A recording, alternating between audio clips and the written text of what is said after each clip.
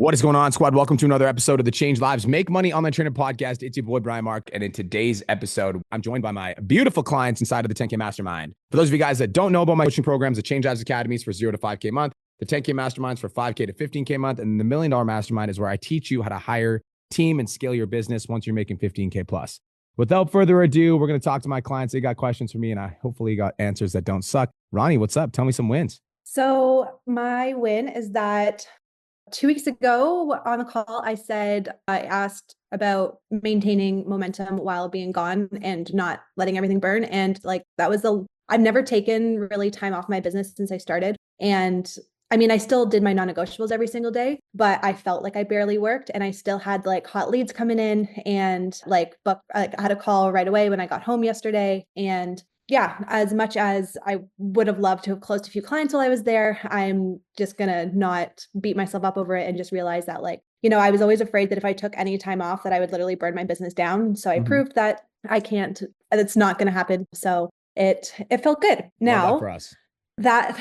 Me too. Thank you. And honestly, your reframe of not trying to gain momentum, but just maintain it really helped because I think we're always stuck in a place of trying to gain momentum. So just kind of giving myself that permission of no, you can literally just maintain really helped. So Cool. I'm glad. Thank you. Now, that being said, I would like to gain momentum now. I feel like I said, I've booked a few calls and I did have a few people, it was cool. I actually had some people in person while I was home reach out and so I'm trying to book calls with them, follow up with them.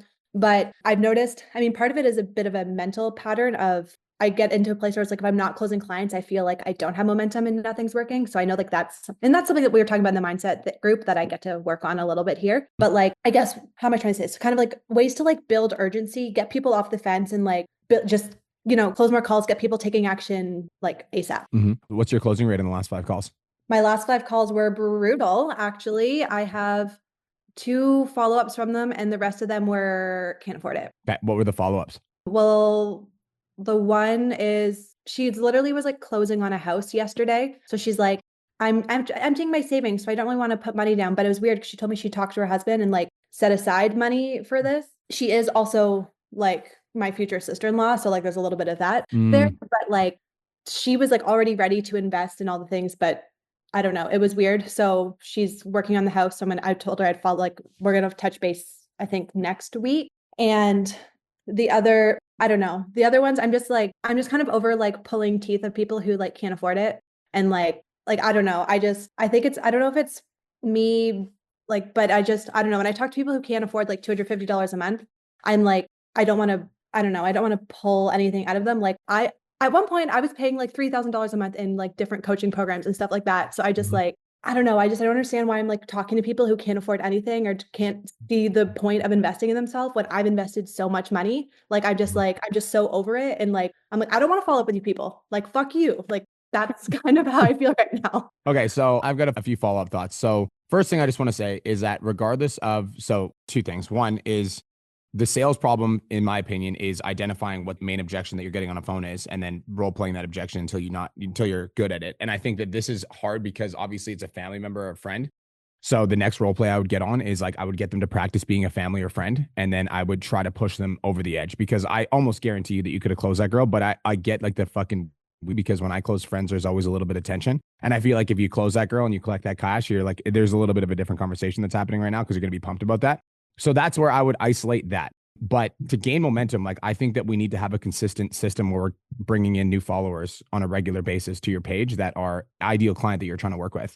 So that are women that are, 30 plus, that are career driven, that are ambitious, that are investing in themselves, that are into real estate, that are into business, that are into luxury brands, that are into Chanel and fucking Lululemon and all these luxury high quality brands. I think we need to get a follower ad up that's targeting directly them.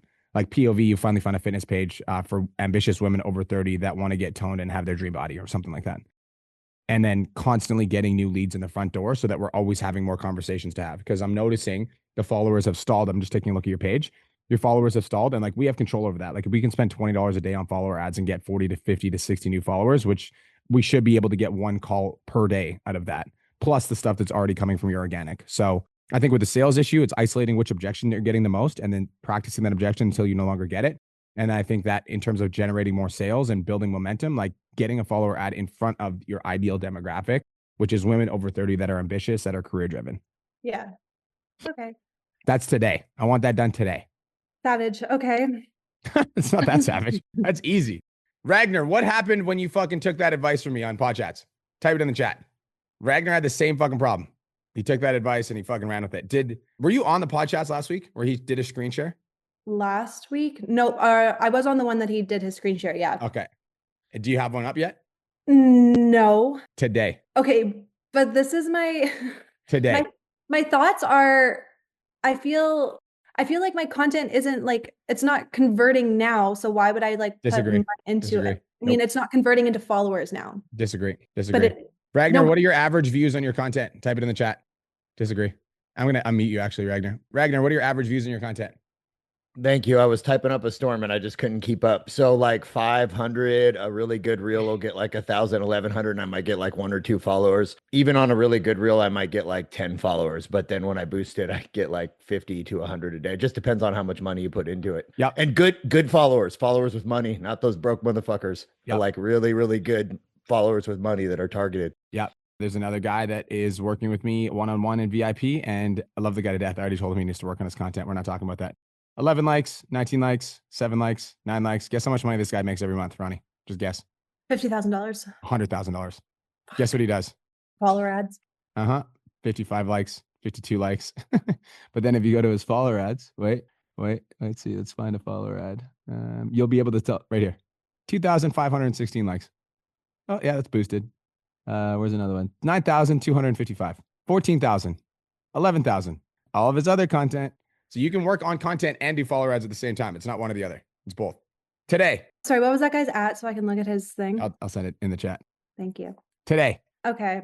I know you like people to post stuff before they ask for feedback, but if I post it in the group before I'll take a look at it. Post it in the 10K Mastermind chat and tag me. Okay, thank you. You're welcome. Okay, bye. You're welcome. Bye. That's how we get momentum. Ragnar, you can definitely have your spot back in line. I unmuted your ass. You were right after Marilyn, I believe. What's up, Dana? Hey, how's it going? Best day of my fucking life. Tell us some wins. Okay, so it is the best day of my life too because I hit 20K this month. Wait, I need to post that on Instagram. Sorry. Sorry. What was that? Can you say that again? I finally hit 20K this month, and it's the first record that I've hit since October of last year. So yeah, let's go. Which is pretty awesome because since October of last year, I've consistently hit 10. I've just been like, I just want to get a record. But like, you know, things just kind of aligned. I had a woman who I had a sales call with about a week ago who messaged me. She's like, hey, my family's going to sponsor me joining your program and pay for a year. Sick. I launched a 12-week program for Lost Lands coming up. And so far I have 10 signups and it's been 300 a pop. So you're badass. I'm still, it gets better. It gets fucking better. Pop off for Dana in the chat. Let's go. So I recorded a promotion for this program I think it was either yesterday it was the day before yesterday. And I posted on TikTok and it blew the fuck up. Like I've got 500 comments raising their hand to the CTA. And I was just like, how the fuck I can't message everybody on TikTok. So I created a separate video saying, go to my Instagram, go to my broadcast channel that is specifically for this. And I put all the information there. People are commenting on my CTAs on Instagram now. So my question is, I'm having a hard time keeping up with everybody. I'm having a hard time keeping up with all of them to make sure like they get the information to sign up if they want to sign up. And then I'm also wondering, should I cap it? Because what if I end up getting like a shit ton that will like I'm just worried about things getting messy in the back end, even though I'm doing my best to like organize everything. And this is for the $300 thing, right? Yes, this is for the 12-week program. Never cap it. Never Everybody cap right it. In the chat, never cap it. Never Because actually cap it, or just like, it. can I say cap it? You and can not say actually cap it. You can say cap it, but never cap it. The reason you're never going to cap it is because we just launched fucking support coaches in the 10K. So that's true. If you got fucking slammed and you're like, holy shit, I just signed 50 fucking people for this thing, which could happen. 50 times 300 is $15,000. Then you could be like, okay, well, I'm going to go into the portal and I'm going to learn how to hire a support coach right fucking now. And I'm going to get their support with this fucking challenge. And all of a sudden you spend $2,000 or $1,000 on the support coach and you make 15. That's how you scale. So don't cap. Okay. No cap. I'm kind of nervous about that step, but I have one of my good friends and longest clients. She's actually coming to help me with a few projects to I'm like optimizing a few things in the app. I use a different app than everybody else. I use My Coach AI. And so there's like a few things I'm fixing and she's flying up to help me fix things. And I was thinking about having her be my support coach because she's been in my program for 3 years. She wants to become a trainer herself and like she's very knowledgeable. So I'm like, I feel like she would be a really good first person to take on. And I know that like it would benefit her as well. So I'm going to go through those modules and bring that up with her this weekend.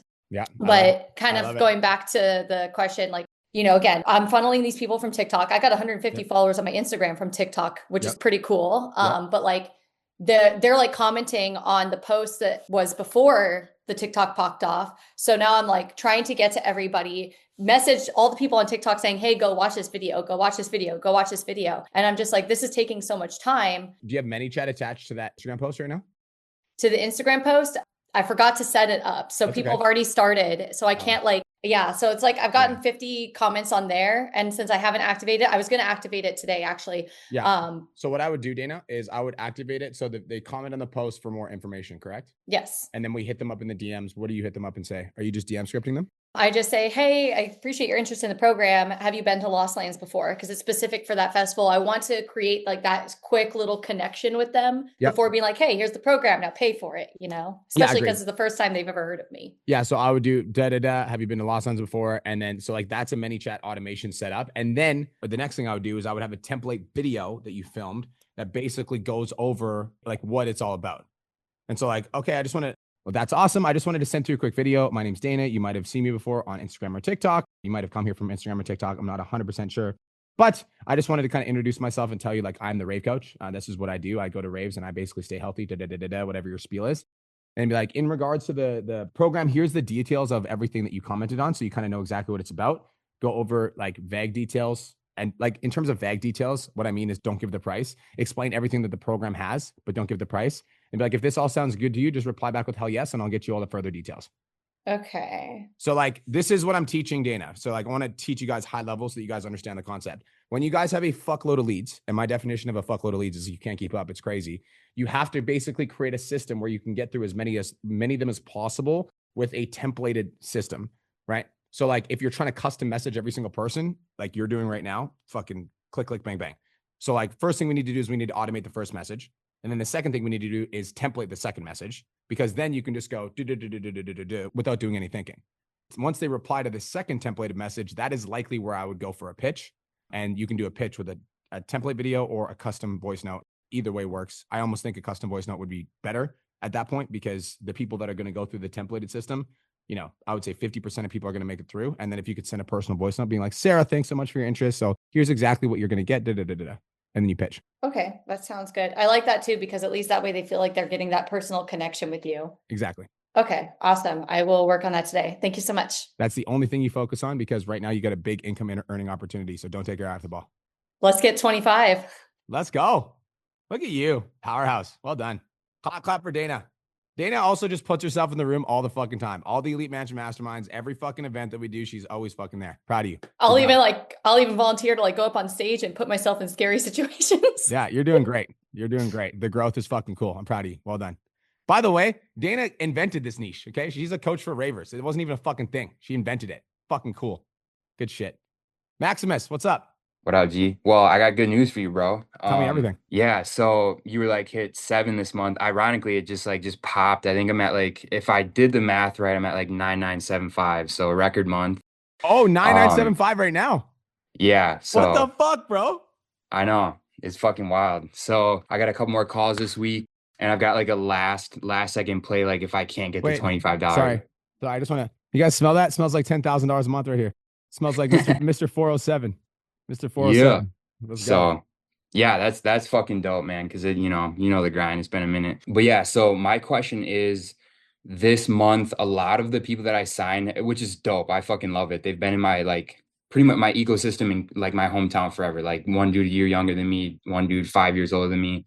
Another dude was like the head coach of like football. So he watched me grow up. So it's like a ton of people that I know, but I'm not like, I've only signed one person from like my online ecosystem. So I'm wondering, like, I feel like something that like I'm like burning money a little bit on like follower ads that like aren't working. So I'm just wondering how to like kind of start to pivot now a little bit to like, you know, because my content's doing better, but like I'm not quite signing as many people from, you know, that ecosystem, if that makes sense. Yep. What's your follower ad? What does it say? Who does it target? Oh, dude, fuck, it's so down. I have one ad or one boosted reel. It's just like a gym video. Like I've had this boosted for like 6 months.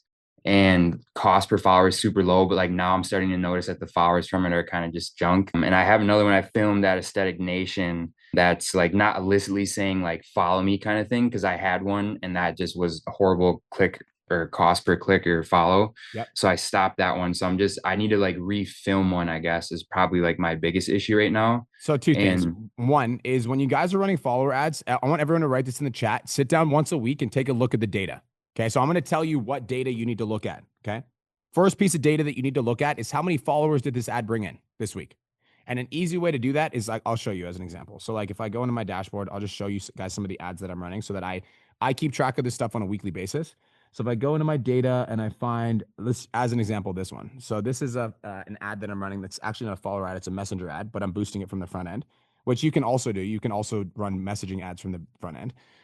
So this is a messaging ad that I'm running. It's $13 a message. It started 711 conversations. And so I sat down on, let's see if I can find it.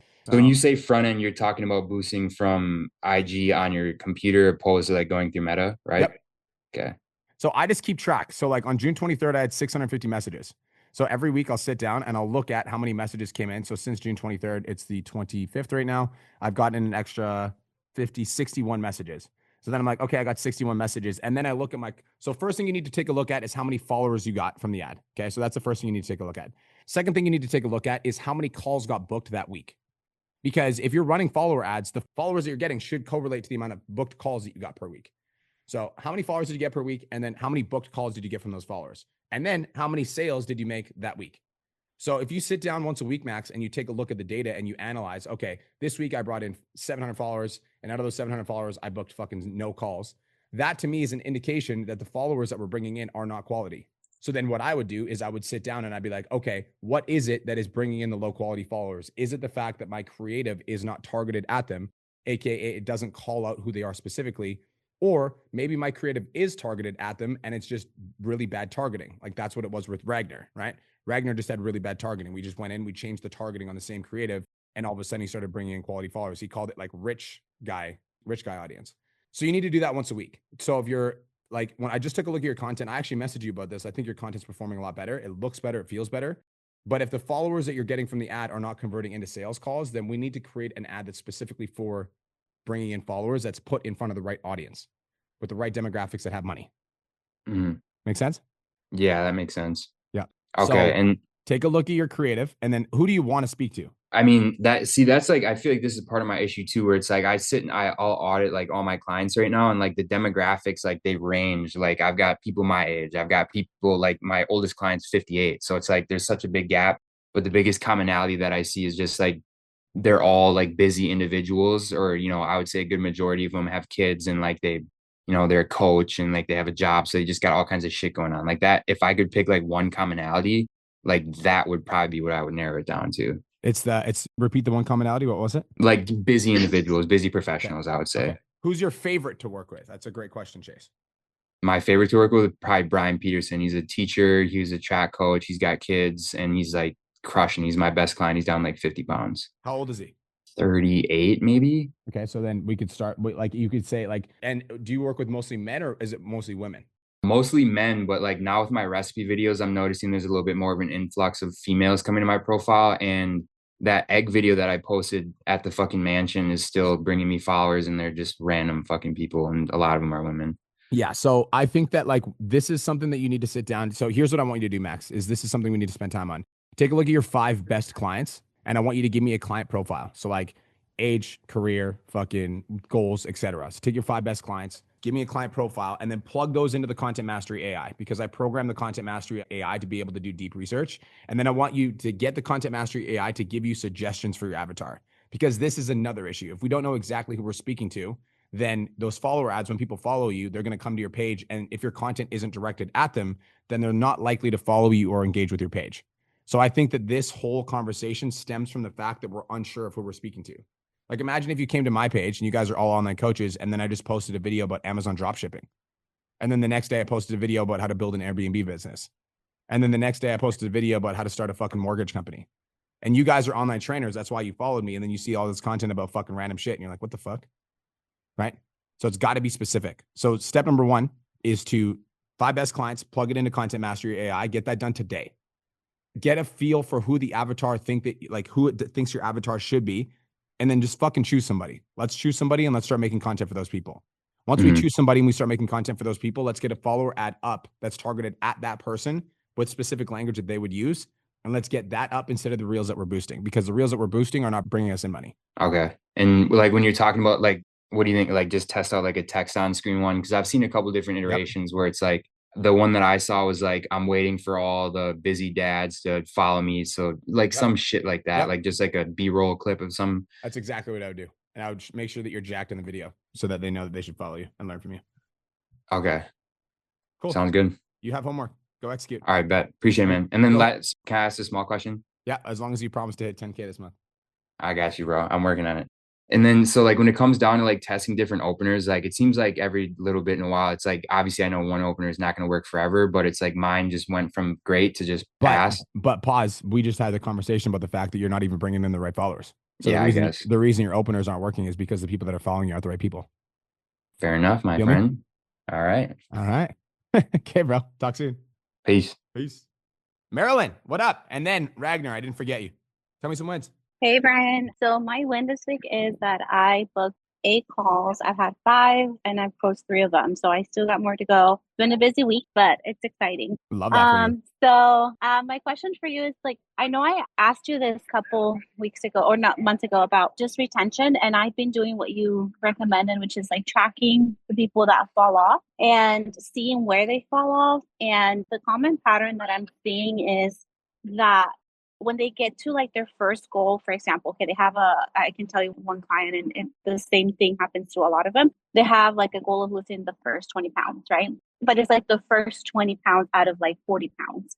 But they come into my program with that mentality. If I can lose 20 pounds, then I can prove myself that I can do it, right? And so once they're there, this person, she's at 16 pounds and she's done with her 6 months. And so now she's like, well, I got it. I know, like, you taught me so well. Like, like, I feel like I can do it on my own kind of thing. And so my question for you is like, how can I be more proactive and like basically, showing them that I can help them get to the end goal, basically. Because I feel like I'm not doing a good job. Setting expectations from day one. So as soon as somebody joins their program, you need to figure out how much weight they need to lose. And then I'm going to I don't know what the exact statistic would be, Marilyn, but this is exactly what I would do. I'm going to go to ChatGPT and see if I can figure it out right now. I'm going to see what the statistic, what is the stat? I'm going to fucking start a new chat with ChatGPT. What is percentage of people lose weight and gain it back? I'm just going to figure out what's the percentage of people that lose weight and gain it back. Roughly 80 to 95% of people who lose weight gain it back. Okay, so here's the conversation is like, let's say they have 40 pounds to lose and you're doing the onboarding. They sign up, they say what they want to lose 20 pounds. On the onboarding call, you're basically like this. Okay, so Marilyn, I know that you said that your weight loss goal is 20 pounds and that's fucking amazing. And I love that for you. And we're definitely going to do that. But I also just want to be realistic with you. 80 to 95% of people who lose weight gain it back within 1 to 5 years. Those are the statistics. So like, if we're going to be losing weight and we want to be able to keep it off, like we need to have the goal of losing weight and keeping it off for a year.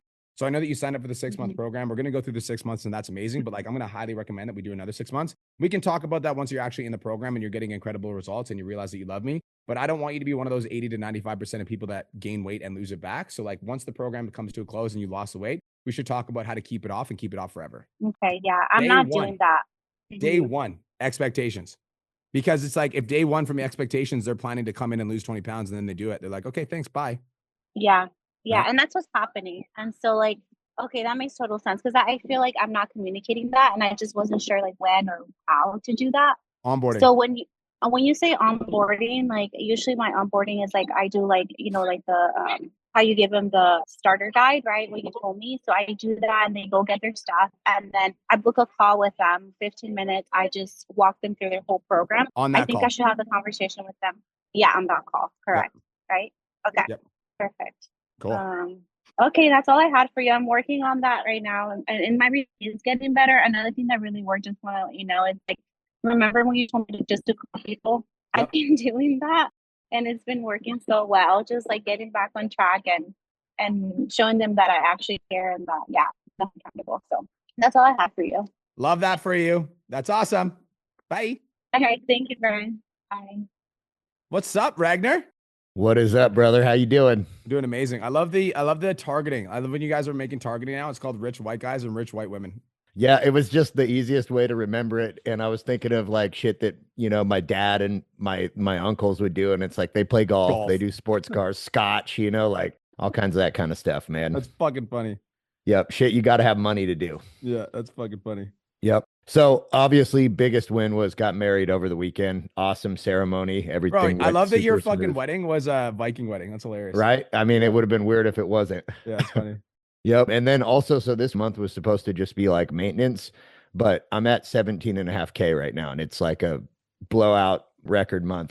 It's been crazy. And so the new VA, I spent all week training her last week, and she is a fucking shark. She's booking 3 calls a day ever since she just started on Monday, actually like booking calls, and she's doing 3 a day. Every day I closed the first guy last night. I closed another dude this morning, and I've got 2 more calls on the schedule tonight and then a couple more tomorrow. So yeah, it's moving in the right direction. I'm really trying to hit 20 this month too. So I can catch up with Dana. Question wise, dude, all I got is, so now that we got the VA working the DMs 8 hours a day, I keep getting limited on how many I can open. So Katie's still doing the openers because I didn't want to give this chick access to the Instagram until I knew her a little better. So she's just doing Meta Business Suite. But like we were allowed to open like 400, and now they've got us knocked down to like 182 or like 205. Do you know anything about that? How many messages you can send? And can I send multiple batches throughout the day? Or how does that work? Welcome to the game. Yeah, it's fucking annoying, man. I know. Meta's against us. Yeah. I find that 15 to 16 an hour is usually my limit. Okay. 15 to 16 an hour, because it's like another thing. Here's something that will help is when you're sending. So like the typical outbound message restriction, you guys, is going to like 400 is the maximum.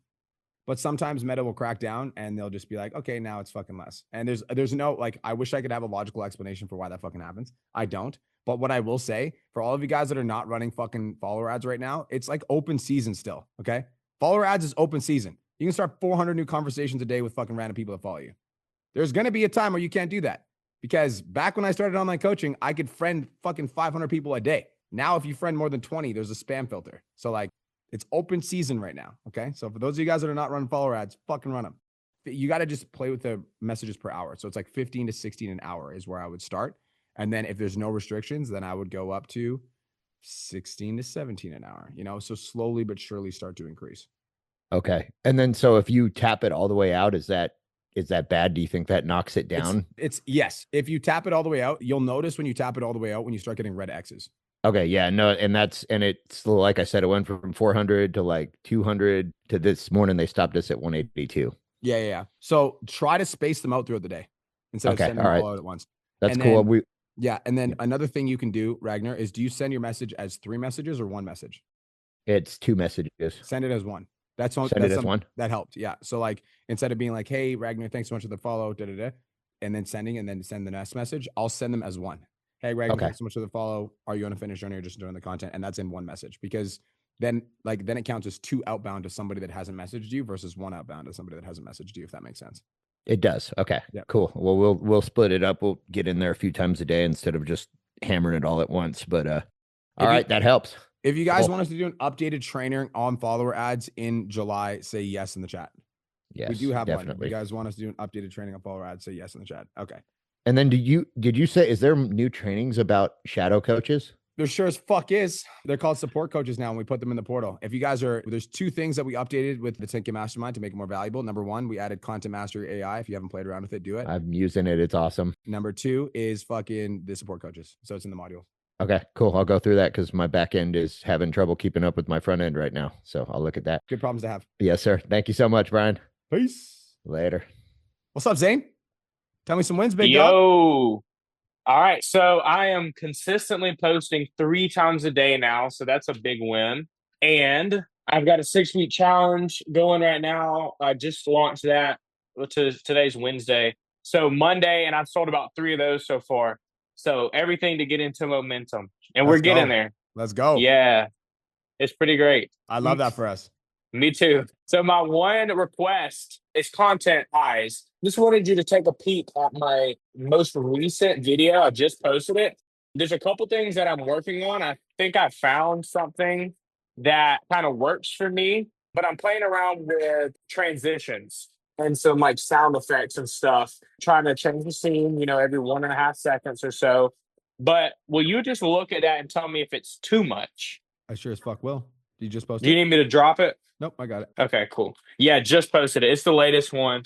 You ride around on E in your car and your body, and you still ignore every single warning light. Here's how to start filling your tank before you crash and burn. Half of your plate should consist of vegetables, 1 fistful of carbs, even rice, 1 thumb-sized portion of Too much. fats like olive oil, 1 palm-sized portion of protein I don't like the camera clicks. like lean ground beef, and make sure you follow me for real-life nutrition that doesn't leave you running on empty. I like the slow zooms. I don't like the camera clicks every scene change.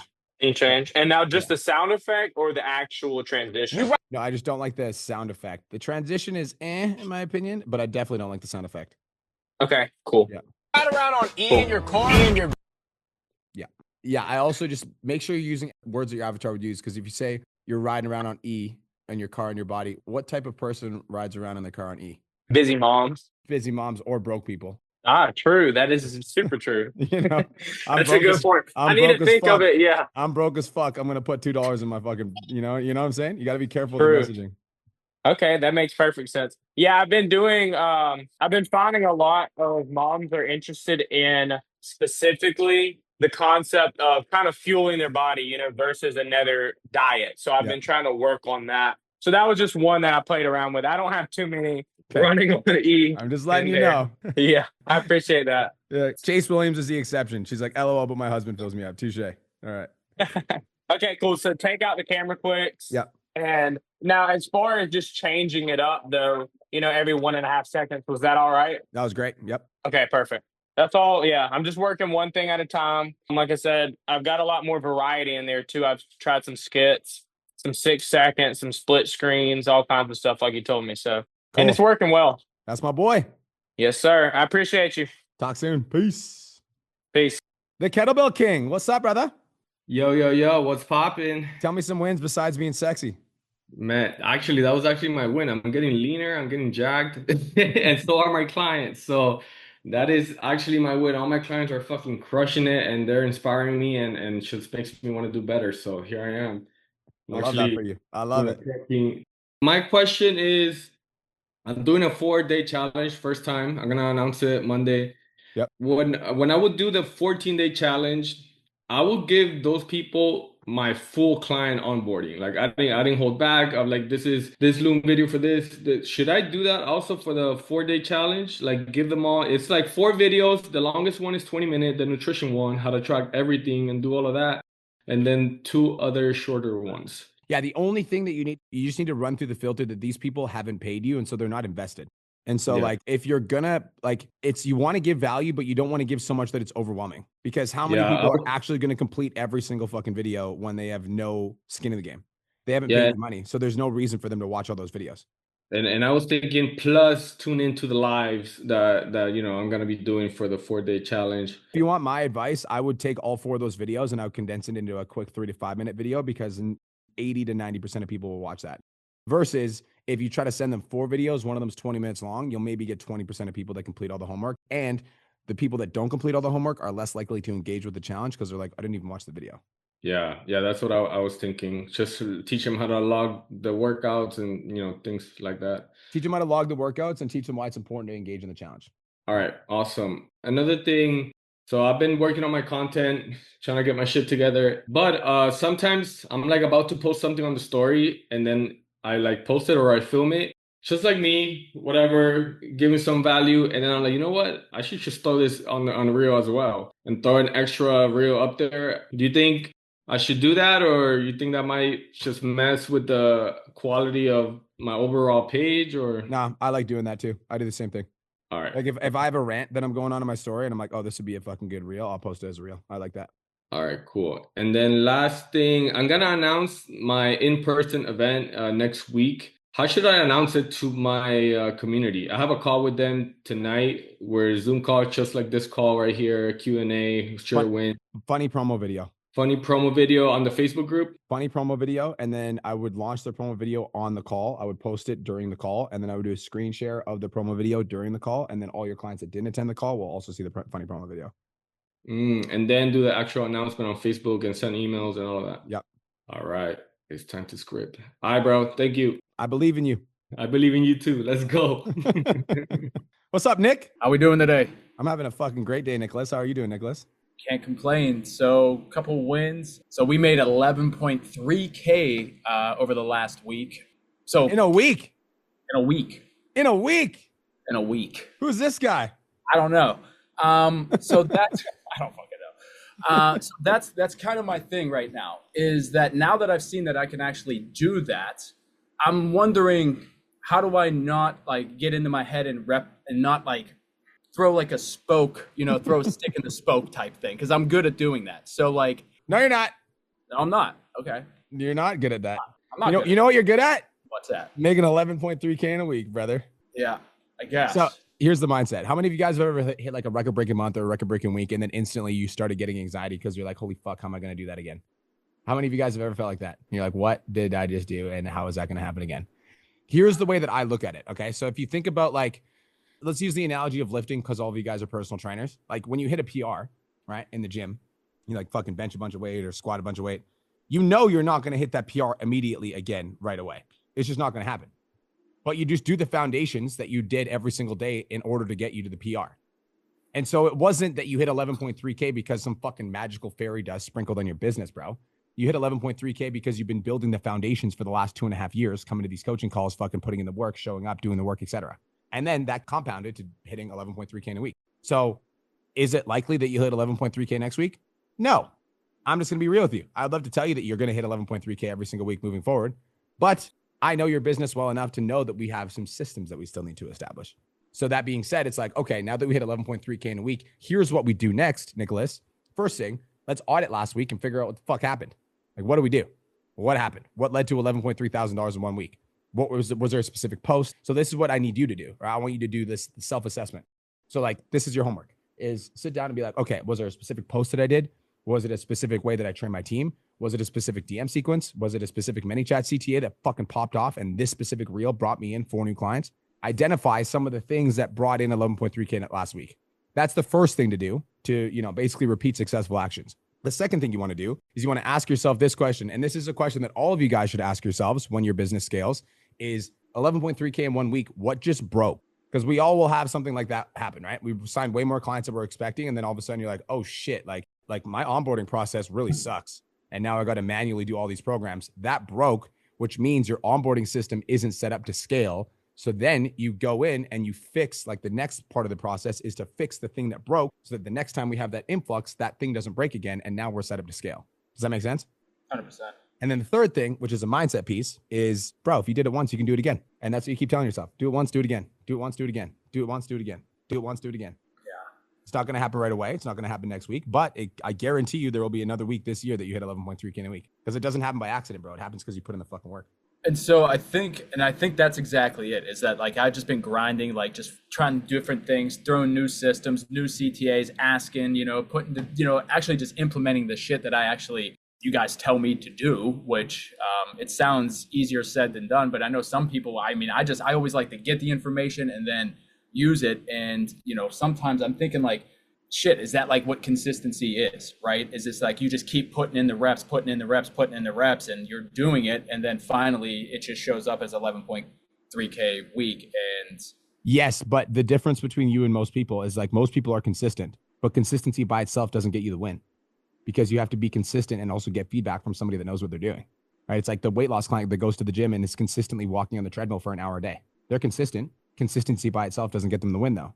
They have no idea why they're not losing weight. They have no idea why they're not making progress. And then they go to the personal trainer at the gym that's jacked as fuck, and they're like, help me. And the personal trainer's like, you need to lift weights. So then they start getting consistent with weightlifting, and all of a sudden they start seeing progress. So yes, consistency, but also feedback. And that's where I'm at. Cause like, now that you said that about like the onboarding, that's one thing. Like, once I started getting a lot of people and they're like, Nick, let's do this now. I'm like, fuck. Like, I really needed to tighten some stuff up. Like, I do have videos, like Janelle told us to put videos in each like chat and just kind of have it like that so people can kind of go through it.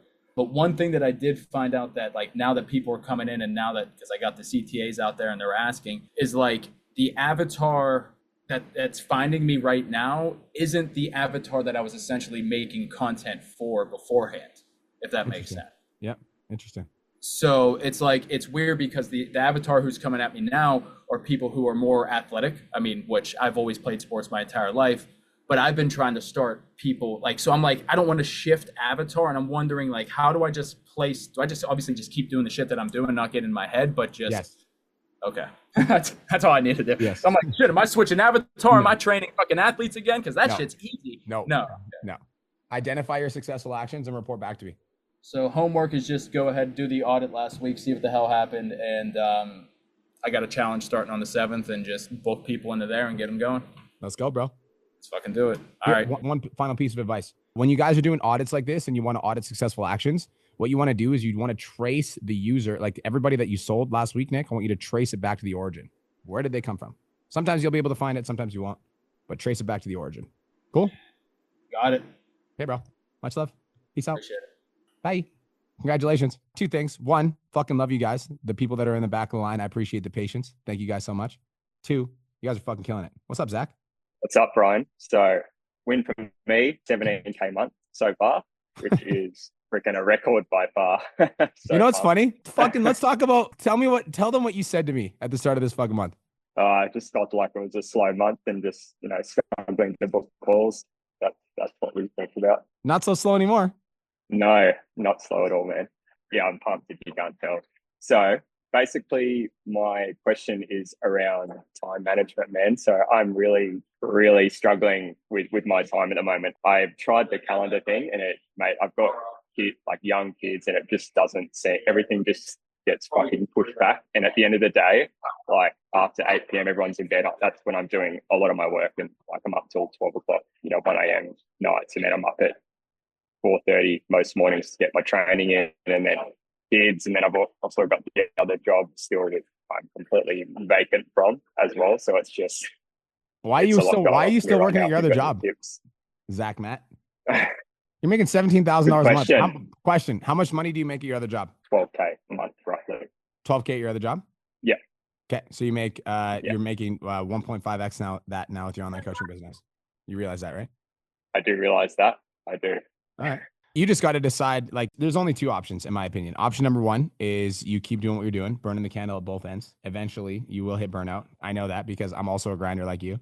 Eventually, you hit burnout. Or option number 2 is you give yourself a fucking timeline and you just fully commit and you say, I'm going all in on X date, and you just commit to that. Just like I made Drew do. And now Drew, who was in the police force he was in the police force for years, now is a full-time online coach making $20K a month. Yeah. Scares the shit out of me, bro. Why? You're making more money online than you are in person. It'd be scary if you weren't fucking making money, but you're making $17,000 a month. I also guarantee you that if you had that extra time to pour into your business, like it would take you 3 to 5 months to replace that 12K in your online coaching business. Okay. All right. I'm going to make it happen. Tell my wife you said that. Give me a fucking date. Give me a date. August what? Let's go August 20th. Let's say that. August 20th. Are you coming to the event? No, I can't, bro. I can't. All right. I was going to say you can't because of your fucking job. I was going to roast your ass. Anna. No. Anna, are you coming to the virtual event? My EA's here. Anna, are you here? I'm just going to make sure she's here. Anna, do me a favor and remind me before the event that Zach promised everyone that he was going to quit his job by August 20th. So I'm going to talk about that on stage at the virtual. Make sure you remind me. Zach Matt, remind me, please. I have it in my notes already. Thank you. Thank you. There you go. August 20th. Bro, the pressure's on. I'm going to go home and tell my wife that. I'm pumped, bro. I'm pumped. It's going to happen. It's gonna happen. Congratulations. I just want to say for the next 3 months, bro, it's grind season. It's like, this is just the season that you're in. So like when you're tired, you just got to remember that you're building your dream life. And like all the time that you like, that's one thing. Second thing is like find 1 day a week where you completely take off. And I know that might be hard right now, but you have to, because bro, I have PT Domination. I've got my gym. I also run 2 other businesses that are just side businesses. So like, I understand the mentality between like, I don't have fucking time to take time off, but you have to take time off. Otherwise your mental health will suffer. So find at least one day a week where you completely disconnect from your phone. Okay. That's a great idea. Cool, bro. All right. Thanks, bro. August 20th. Peace. Yeah. Hello, Katie. Welcome. Hey, how you doing? Good. How are you? Good. You excited? Welcome to the Mastermind. Yeah, I am excited to be here. Good. So my win is like joining this program in general in January because I'm making so much money. It's crazy. Tell everyone how many followers you got, how much money you making. What are you doing? I have like 537 followers, and last month I made just under 10K. This month I'm sitting at 10,594. I have 2 calls booked. So 2 more calls booked. So yeah. Look at you. Things are good. Look at you. I kind of like had it in my mind this month I wanted 16K. So I'm like really only 3 clients away from that.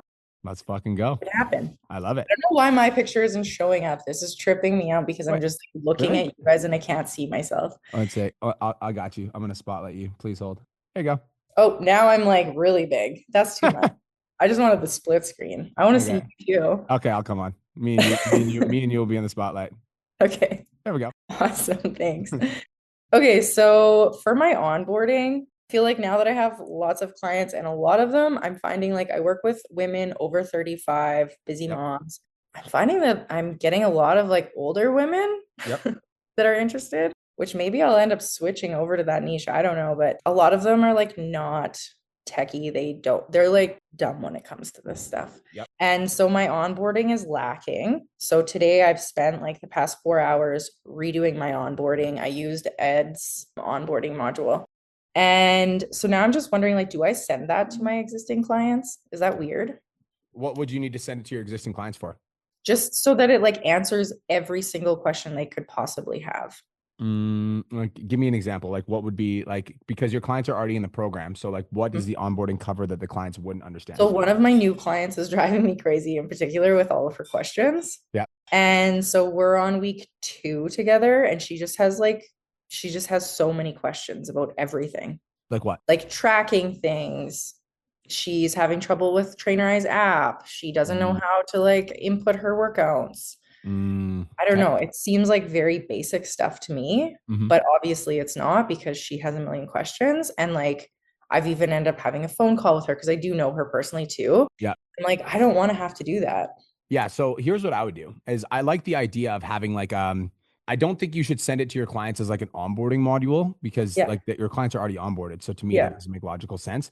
But I think it does make sense to have like guides in your group that's just like frequently asked questions. And then if somebody's like, how do I log in Trainerize? You can literally be like, that's a great question. I literally did a video about this. Check this video out. And if it clarifies everything, let me know. If you have any follow-up questions after the video, just hit me up. Okay, cool. That's a good idea. And then kind of another question about videos too is, so I worked with one of the trainers from DIY Body. Love that guy. Yeah, I love them too. And I love their VIP group and how there's like so many different training videos inside their Facebook group.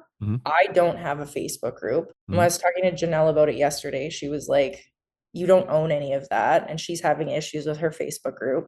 So she suggested just making a group inside the Trainerize. But I'm like, you can't really upload everything to that. I also think that based on your demographic, like I get what Janelle's saying, that makes sense. Based on your demographic being older women, like women in their 30s, women use Facebook. Yeah. Yeah. Like my beautiful wife is literally like, when we're like watching TV together, she's like in Facebook groups. I'm like, she's like, oh my God, check out this post in this girls group. I'm like, what? 100%. So yes, yeah, I think you should use Facebook and I think you should have a group. Okay. And then I could just put like weekly videos or something I can put in there. Yep. Okay, cool. Can I ask you one more question? Absolutely. She also suggested, because right now I only have one offer. So then I was like, how can I price more offers, whatever. And she had suggested something really cool, which is like a maintenance level offering. And so I'm just wondering, because she said to set it up so that they have access to like your exercise library. And then you can charge them less and you don't really like coach them. So they just have like exercises they can do. Like, how do you do that? Well, it's so like there's a couple things. I'm gonna give you a couple options. So that to me sounds like just a workout plan, and I'm assuming you charge $99 for that, $99 a month. That's what she said. Yeah. Yeah. Another option I'm gonna give you is more of like a mid-ticket program.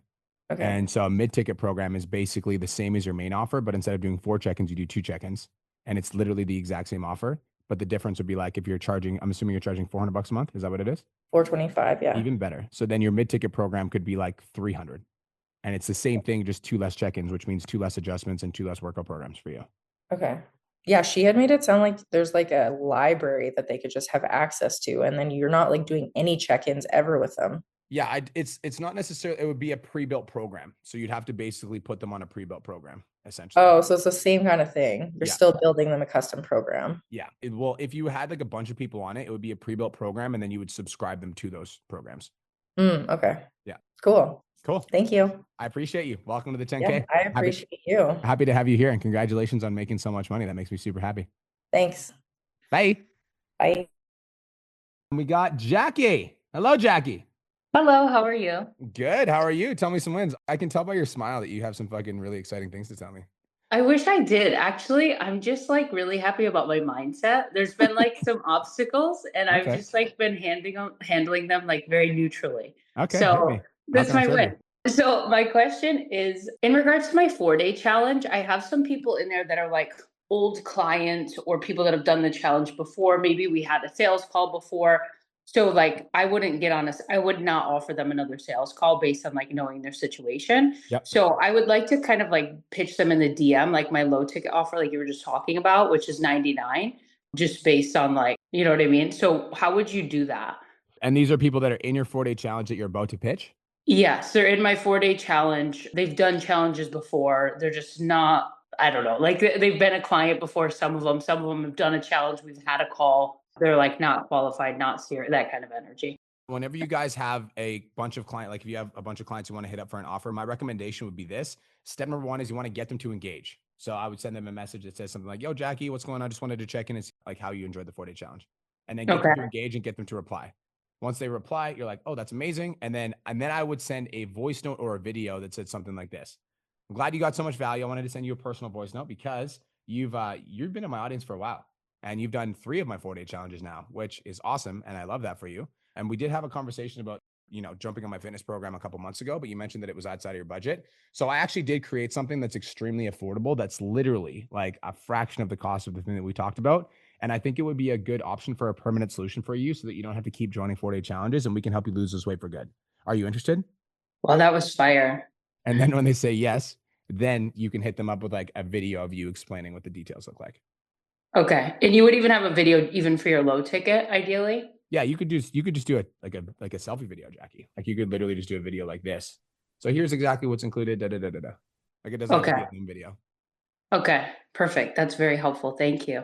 And then now, so my 4-day challenge is like, so it's a lot of those people. That's probably like 20-25% of the people. Yep. And I only got, I think like 22 people to join. And then obviously not everybody does it. So it's a tough crowd. So like my clients are joining the lives, but the energy is just very stale. So when I pitched tonight, like none of them have joined the lives, like, which is bad. Now, some of them have watched the replays, but, and I guess I picked the wrong week. I guess it's like graduation week or some shit, but anyways. Oh yeah, it is.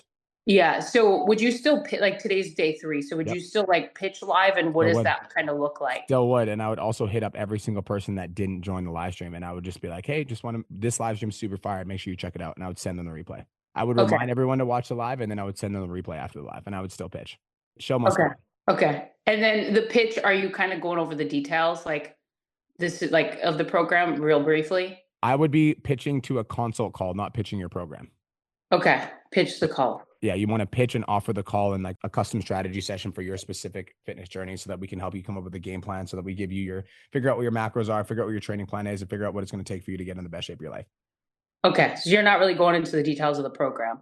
Never sell the program, always sell the call. Got that. Okay, perfect. And then last question, I'm wondering if you could like give me feedback on my current programs.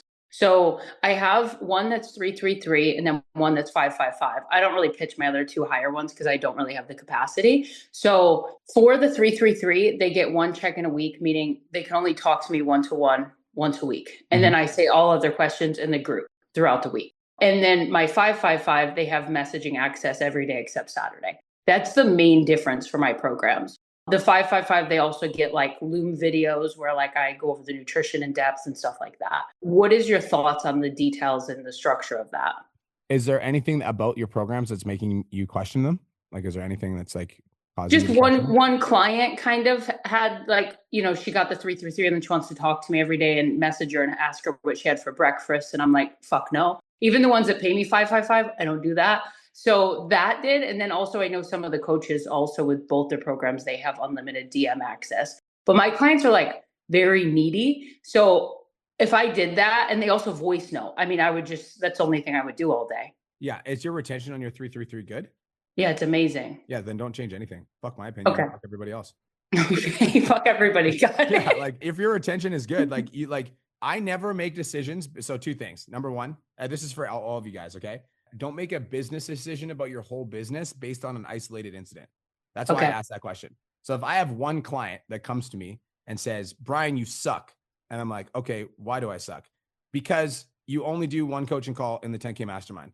But then I also have all of you guys that fucking love the 10K Mastermind coaching call. I'm not going to change my entire program because one client says that I suck, you know?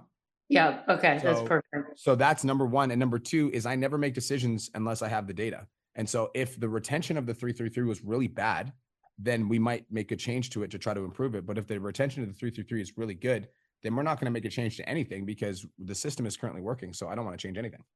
Okay. Yeah. It's probably the longest retention, I would say. It's like longer because it's like the pricing is solid, I feel. Yeah. So don't change. Okay. All right. Perfect. Thank you so much. I appreciate you. You're very welcome. Have the best day ever. Bye-bye. You too. Chase Williams, what's up? What's up? Look at all these beautiful people. It's been so fun. I've been listening to your podcast for and actually be here live. It's so cool. I love that. I love that the whole time you were kidless. And then as soon as you came, now you have kids. That's amazing. Oh, of course. They're right here. All of them. I love it. So big win, I guess, this week is one, getting in the momentum of talking heads. I've always avoided them because with 3 kids and we homeschool and all the stuff, they're everywhere all the time. Yeah. And trying to find the space to do it. And so last week it took me 5 hours to do all my scripting and recording for last week. And then this week was way more efficient, a lot faster. And it flowed a little bit easier. So I'm taking that as a win this week. So what's your Instagram handle? I want to take a look. Chaselyn252. 252. Okay. I'm listening. Yeah. And it's the same Instagram handle that I've had since the Instagram was launched. I never changed my name. That is crazy. That is crazy. I know. Okay. So I guess I don't know if it's a struggle. It's just something I've been teetering with for the last probably 3 years and concerns to niching down. And even Janelle said the other day, she was like, Chase, I don't know if you're talking to a high achieving woman, a Christian woman, or a fat loss person. She was like, it's all over the place. And I'm like, but that is my ideal client. She's all of those things. And so for me personally, I've really wanted to niche down into, I'm just going to bluntly say it. And I have a hard time merging, I'm a fitness and nutrition coach with also my passion towards whole foods, less tox life. And I don't want to be in the fear mongering space of the nutrition world, because from a heart space, I don't want to embody fear around food.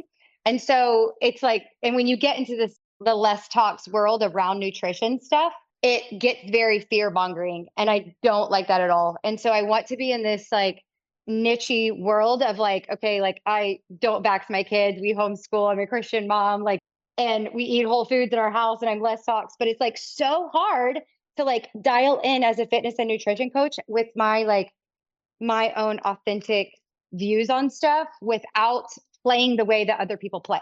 Yeah. So here's the thing is all of the stuff that you're talking about is very polarizing. So here's the good news and the bad news. Okay. The good news is that you can definitely do that. The bad news is that even if you are nice, people are still going to once you start speaking your opinion, you're going to get people come at you. I'm just letting you know that. If you're don't vax my kids, I homeschool, you're going to get people that will come at you. So here's I think that it's about finding, how can we find things that people will agree with and align with? And I'm basically how do we get your Instagram audience on your side? And how do we get people on your side?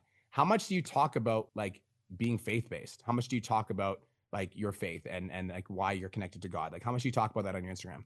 Well, I think I'm just trying to merge it. It's mostly in my stories or sometimes in the captions. I don't fully go all in on real stuff because I'm trying to stay very fitness and nutrition focused, to be niche. But then I'm how do I merge this? It has to be both. So this is where connection content comes into play. Yeah. I'm going to send you. So this is an extreme example, but I'm going to send you this because this is our client, Joe Jarrell. He did all levels of our coaching program. He did our CLA coaching program. He did the 10K Mastermind. Then he did Millionaire Mastermind. Then he did VIP with me for 6 months. He's an extreme version of he talks about his faith, but he helps Catholic-based men And basically a lot of his page, some of his page is fitness stuff. Yeah, I never used to read stories about the same. But a lot of it is What's up, guys? Today about his faith. And so I think that when you start to talk about some of your core principles, so like here's what I think you need to do is sit down and write down all of the things that you have that are extremely unique beliefs. Like, what are your extremely unique beliefs that are significantly different than other people? Once you identify what your extremely unique beliefs are, then we just need to figure out how we communicate that in a way that is like authentic and real for you without the fear mongering. Because for you, you can just talk about why you chose to homeschool your kids without like dissing or insulting other people, but it was just a personal choice for you. And like, I think a video or like a carousel post of like you and your 3 kids talking about why you homeschool and like your in-depth, heartfelt explanation would crush. I think it would crush it. But I think that it's like, I want you to think about this, Chase. When you're creating content for your page, the connection content, which is the content that we're talking about that's keeping you real and authentic, is going to bring in your avatar, which is moms, because moms want to connect with people that are real. Moms, high achieving women in general want to connect with somebody that's real. Like if you go to my wife's page, Kirsten doesn't post anything about fitness, literally nothing. Like I don't even know when the last time she posted a piece of fitness content is. She hates it, like despises it. But she also has 2,000 clients. The reason that Kirsten has 2,000 clients is because she's posting connection content where people can get to know her as a person. So in order to like position yourself as a unique person in the space, I think that you figure out what your heart-centered beliefs are. I feel for you, girl. You got 3 kids running around. I feel you. I'm just going to keep going. And of course I have been so good. I know. That's why I laughed. Trying to be present. That's why I laughed. What you're I'm like, saying. you sat there for an hour just chilling and then bam, as soon as we talk. Like figure out what makes you very unique, Chase, and then start figuring out how to communicate that in your content. You can do that with 6-second reels. You can do that with talking reels. You can do that with carousel posts, but your unique beliefs that are unique to you. Hello, how are you? So unique beliefs that are unique to you. Then with your fitness stuff, Chase, you can do your fitness stuff. And like, you don't have to fearmonger, but I think you should talk about why you avoid these foods. So it's not like you have to be like, never eat. Cause like, I'm like, never, ever, ever. So if that doesn't resonate with you, that's fine. But you can say, this is why I avoid these foods. And I avoid this and I eat this instead. I avoid this and I eat this instead. I avoid this and I eat this instead. And if you want to learn how to live a healthy, balanced life with whole nutritious foods, follow me. Now you're not like fear mongering. You're just speaking your opinion about why you avoid those certain things instead of being like, never, ever, ever do this, you know? Yeah. And I think the biggest thing too is because I'm wanting to be me, but then I'm also like, wait, but I want content that grows and I want to be like, also feel a little bit better being more me and like speaking more about like what our beliefs are, because there are a lot of, oh my gosh, they're yelling, y'all. Oh my gosh. And I think the big piece is when I authentically am me and I like have that authoritative, like, no, I don't do that. And no, I don't do that. And like, and I speak about what we do in our family. So many people around me are like, how do you do that? And how do you like take a stand like that? And I'm like, you just do. So I know that people embrace that and love that part about me. And so it's just been so hard to like translate that into social media. But I think those tips are really good. Just continuing to just share what I'm doing in my experience, and that'll help open up the gates. Yeah, so. Because that is authority though. And that's authority is like you're speaking from experience. Like this is my experience. And that also, Chase, is a really good way to get your audience on your side, because it's like the first level of authority is teaching what you do because you're currently living the life. And then once you start getting more confident in your beliefs and you start sharing your beliefs, you can start saying like, this is what I advise my clients to do. And that's like the next level of authority. But like the first level of authority is like sharing from your own experience. This is what's worked really well for me and my clients. Make sense? Yeah, that's good. Perfect. Thank you. Cool. You have any follow-up questions? I know you waited a while, so I just want to make sure you get served. Oh, yeah. No, I got it. Actually, a lot of the shares earlier were some of the other nuggets I was needing support in. And so it was great. Cool. I love that for us. Have the best day ever. We'll talk soon. Homeschooling with 3 kids. You're the real hero. All right. What up, big dog? Daniel. What's up? Hello, mate. I'm doing great. How are you? Look at that. Good, look at that smile, bro. Tell me some wins. Yeah, I got my win. Signed 3 guys on this week, and my wife signed 4 girls on. So we're killing it. Yeah, she's on fire. I love it, bro. That's my question, obviously. Look, we're at the point where I've found my weak point in my program where scalable. I remember how I mentioned to you about those was it you? I was saying about check-ins and how they take me a full day nearly. Yep. It's nuts. So I'm thinking of jumping over different apps just so I can do a macro sort of split. And now we're at the point where we're thinking, do we join up and let her handle the women and me handle the men? Because I've got a bunch of women as well, but is it worth keeping it separate or not? We don't know how to play it. Like, I'm just gonna ask you, how long are you guys married? yeah. Okay. Yeah. So like the only reason I'm asking that question is like, No. if you listen to my podcast for long enough, do not fucking start a business with your girlfriend. Okay. Because then you guys are going to break up, and then fucking when the business goes down, I know we're getting married. Fucking unless you're married, don't fucking burn your businesses. But for you, it's not even that. Yeah. We're like obviously we're married, so that ain't gonna happen. But we're both very headstrong. Like we love each other, but that's the thing. That's a good point. I don't mix business with pleasure ever. Like, so like my advice is like, here's my advice for all of you guys. Okay. I would never advise any of you to build a business with your partner. That's full transparency. Ever. Yeah. Like I never, not even if you're married. That's my honest truth. That's my honest opinion. The reason is I've done it before where I had a business with my partner, and then you're not only like, there just adds another layer to the relationship, because all of a sudden you guys fucking have a disagreement at work. And now that fucking person is also your best friend, but also your wife and also your fucking roommate. Right. So now all of a sudden, like this fucking thing that happened at work comes into dinner. And now you guys are arguing about that thing that fucking happened at work at dinner. And then you're going to bed and you guys are arguing about the thing that happened in bed. And then you wake up the next morning, you're not able to have a good day because your wife's pissed at you because of something you said yesterday at work because she disagreed with the fuck that. Okay. I'm fully against it. So if you want my advice, do not merge businesses. Do not. You guys can help each other out. But yeah, I just, if you're asking whether or not you should do it, the answer is fuck no. Again, I'm your coach. Thank you. I'm just like, I'm your mentor. I'm your guide. So if you come to this call in 3 weeks and you're like, we did it, I'll give you advice on how to do it. But I just don't think you should. No. That's my thought. Like, look, I'll be real, because we've been doing this and I started at first and I've been trying to give her advice. They're the times when we kick off, like real talk. That's just because, my husband, like, yeah, I get it. You just been thinking, yeah. So leave it apart. All right. Thank you. One more quick one, dude. Sorry. If I'm not getting my lead flow slowed down massively, like I'm talking hugely, like even though we're booking calls, a lot of that's me going through old followers and resparking sort of stuff. Now, I know you mentioned to the boys about bringing in a follower ad. If I don't have anything that's bringing in followers right now, do I just try and boost a message ad, like something to get guys just directly message me until I get a good lead flow ad, or no, you just need to film one that's specific. And so like a very simple follower ad that you could run, Daniel, is your Jack as hell. So you could do a 6 to 9 second ad of you in the gym. It's a B-roll ad. And it's just like you working out in the gym. And then it's, who's your avatar? 30-year-old blokes that are sick of fucking looking like shit. So be like, you finally found, you're a 30-year-old man that wants to get into the best shape of your life. And you finally found a fitness account that teaches you exactly how to do that for free. Follow me to learn how. It's literally that simple. And then it's just a second ad. You post it and then you boost it $20 to $40 a day. So I can just be doing any workout. Let's pick something.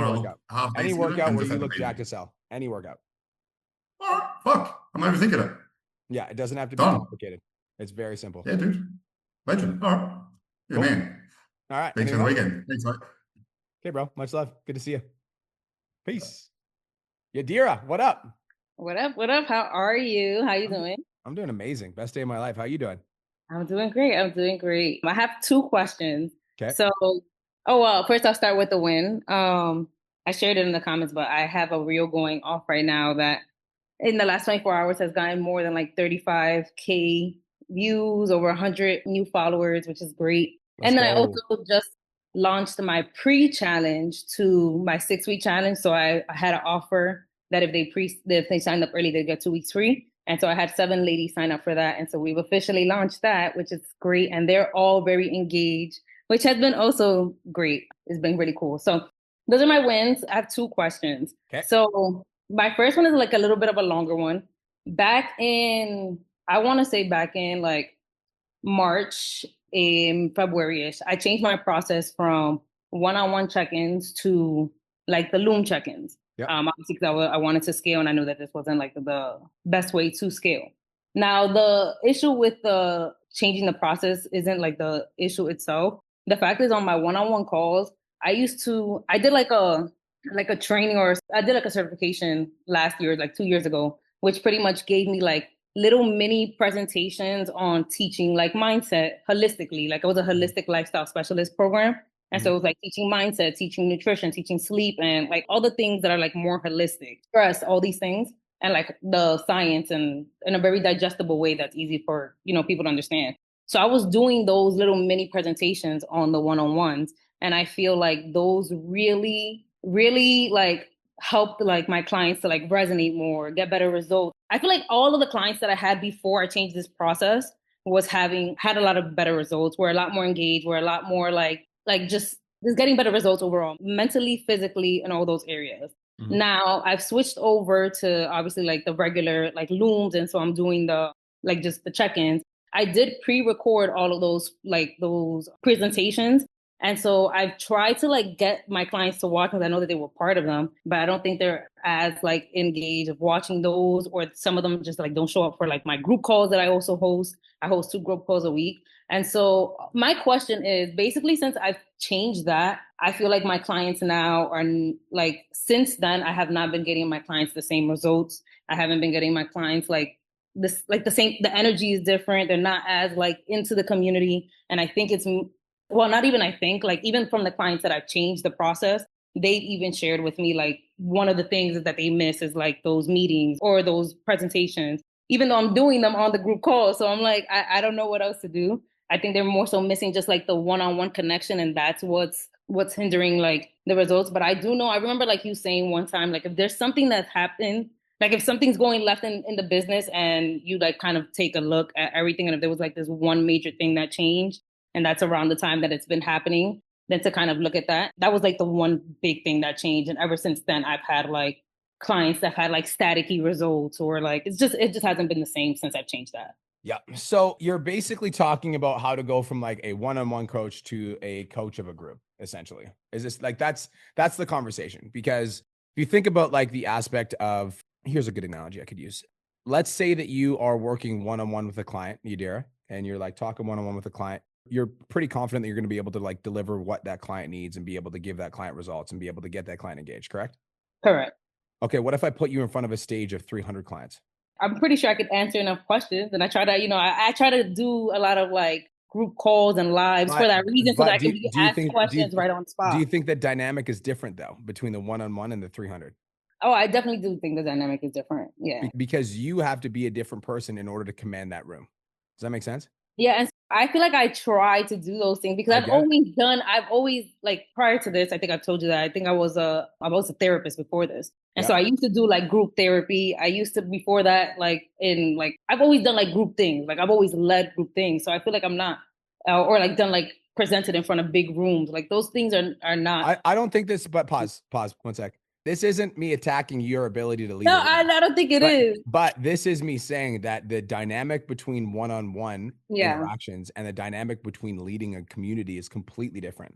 All right. So what would you recommend? So here's what I'm saying is that there's 2 things. Number 1 is that if a client comes to me and a client like is not getting results and they message me, they're like, yeah, bro, like I'm not getting results because I just wish there was more one-on-one with you. And, like, I just like, I want to achieve success, but like, I just need the one-on-one. I'm literally like, bullshit. You need the one-on-one. This happened in the Millionaire Mastermind. I'm like, you're telling me there's literally 20 students in this program right now that are making $100,000 a month that come to the group coaching calls, and you think you're smarter than them, and you think that you don't need the group coaching calls. Is that what you're saying? But it's like, I'm not saying you need to be that aggressive, but like, that's the frame that I operate from, because like, I know the value that the program provides. I also know that it's really fucking good. And I command that my clients fucking follow the program so they get the best possible results. Like I command the room, right? What I try to do is, 1 sec, let me finish. I don't allow my clients to make decisions for how they're going to operate in my program if they want to get great results. Okay. Because my job as the facilitator of the program is to make sure that you get your goals at the end of the program. That's it. That's my only job. As a facilitator of this program, I just want to make sure that you get the best possible result. And so if I'm noticing that you're not getting results, I will call out the behaviors that are associated with those lack of results. As in, like if I have a client that I message that I haven't heard from in like 2 months, I'm like, where you been? He's like, I've been busy. I'm like, okay. I'm like, so like, how's your business been? Oh, it hasn't been good. I'm like, okay. When's the last time you came to a call? 2 months ago. I'm like, okay. I'm like, you think you can commit to coming to my call next week on Tuesday so that we can solve this problem? Yeah, I can do that. Okay. I'll see you next Tuesday. Like that's the expectation that I set for the program. So here's the thing, because you're in the middle of a culture change. That's what you're in, right? The reason you're in the middle of a culture change is your clients got used to a certain way and then you changed the way and they still haven't adjusted to the new way. That's all it is. They haven't bought in yet to the new way because they are like, oh, but like, can we just bring those one-on-ones back? You know, can we just do that? Yeah. And so And they're I also acting do- out. They're I do acting think out. they also feel like it's a loss too, because I was already doing group calls on top Yeah. of the one-on-one calls. So it's like, it might seem like the group calls is like, well, we were already doing these things. So like Here's the truth about that though, is in a year from now, a lot of those clients that are currently complaining about that might not even be with you. And so that's the good thing, because like my newer clients now, they obviously don't complain about that. Like they don't, but I'm struggling with them still not being as engaged as I feel like the clients that I had prior when I was seeing one-on-one. Right. But like, again, that's not anything to do with the one-on-one. This is like, how do we get the group to engage? Okay. Because we have to let go of the past because like, okay, it might be true. Like you're right. It might be true that the clients that were one-on-one that were engaged were more engaged in the community. But it is also true that if we go back to doing one-on-one calls, there's no fucking way you'll be able to facilitate that and grow the business like you want to. Which is what So the solution to the problem is not to go back to the one-on-ones. It's to identify what it was about the one-on-ones that allowed our clients to be able to engage with the group more, and then take those elements and then find a way to get our community to act in alignment with that, which is the culture. So the question that we need to ask ourselves is twofold. Number one, how do we get more people to show up to those group calls? That's number one priority. So like the only metric of your success over the next 30 to 60 days is you getting clients to show up for those group calls. That's like the number one metric of success. I don't care if you got to text them, you got to email them, you got to fucking call them. Hey, we have a group coaching call on Tuesday. What are you doing, girl? I wanted to call you personally and invite you because I haven't seen you on one of them. And honestly, I think you're going to fucking love it. Okay. So that's number one, is like, we got to get those clients to come to those calls.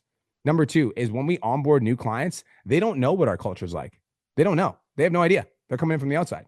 So when we onboard our new clients, we tell them exactly how we want them to behave in the program to get the best possible results. Yo, Yadira, I just got to let you know, I need a commitment from you. Can I get a commitment from you, Yadira? Yes. Okay, cool. So when you join this coaching program, Yadira, I got to tell you, you're joining a lot of other really powerful women. Not only really powerful women, but there's also a lot of women here that like want to be inspired by you. And like, we have a community where we support each other. So my ask is that you use this community. My definition of use this community is you post twice a week, just giving us an update on how you're doing. And even when you log into Facebook and you see other girls leaving posts, I want you to go like it and leave a comment.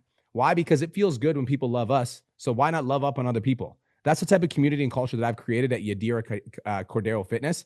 So my ask is that I'm going to help you get in the best shape of your life, girl, but you got to use my community. Can I get that from you? Can I get a yes? Yes.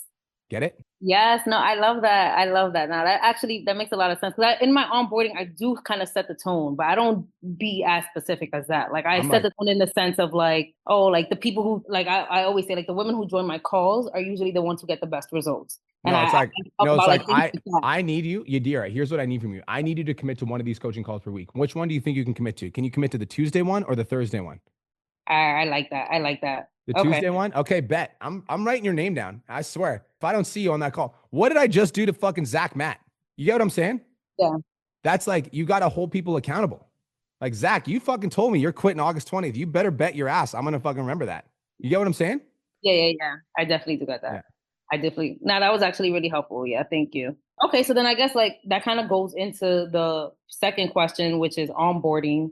I do want to like revamp my onboarding system because that also I do not feel is obviously scalable. Yep. And so I'm trying to, and I also want to help with like the retention and the program. And I forgot who was saying this earlier, but I'm also finding more recently that I'm getting a lot of ridiculous questions and repetitive questions. And so I want to fix my onboarding. Yep. I was watching Ed's modules, and then I also spoke to Janelle about it, and they very opposite ways that they go about it. So I know that we all kind of have to find our own process, but I do just want to hear from you. Like, what was your onboarding process when you signed a client, when you was still running your fitness business? So it's been fucking forever, but I'm going to rack my brain. I'm going to tell you exactly what it is. So step number one, as soon as they signed up for the coaching program, the next thing I did was send them a welcome email. And the welcome email had three things. It had their welcome questionnaire, it had their program agreement, and it had the Facebook group link. On the call, I basically like, okay, so can you open up your email? Can you see that? I just sent you an email. Okay, great. So I want you to actually open up the program agreement with me for a sec. So the program agreement is pretty simple. It's pretty standard. Basically, it just talks about what my expectations are from you and what you can expect from me. My expectations are you check in once a week, you do your meal plan, you do your training plan to the best of your ability. And if you do those things, you're going to get great results. Can you commit to that? Perfect. And for me, you can expect a check-in every single week. Any question you ever ask will be answered within 24 hours, Monday to Friday.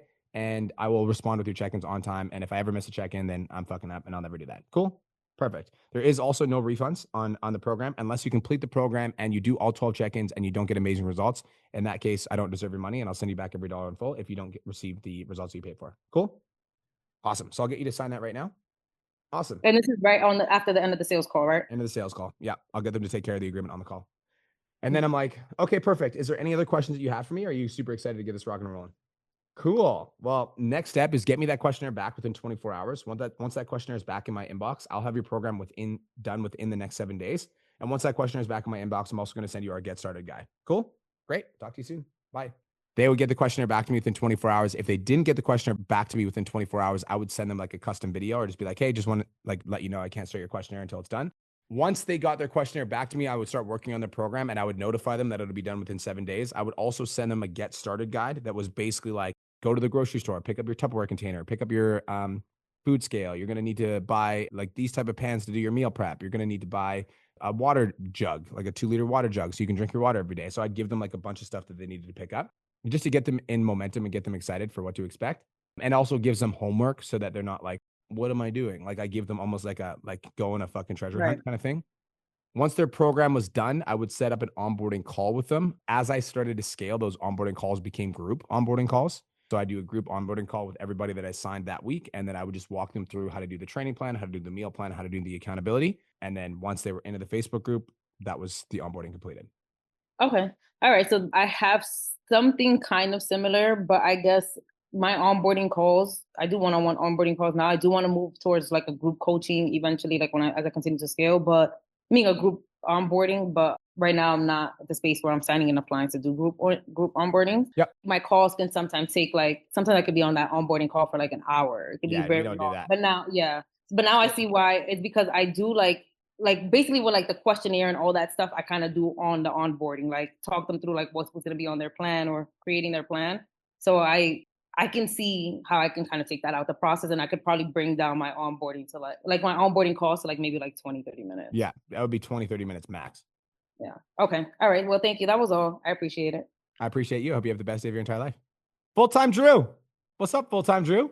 What's good, brother? Can you see me? I can see you and hear you. What's going on, brother? How you All doing? right, cool. Chilling. Good, brother. Doing good. Hey, Dak, just a heads up. He will not forget that he told you to quit your job, man. So make sure you get that done by August 20th.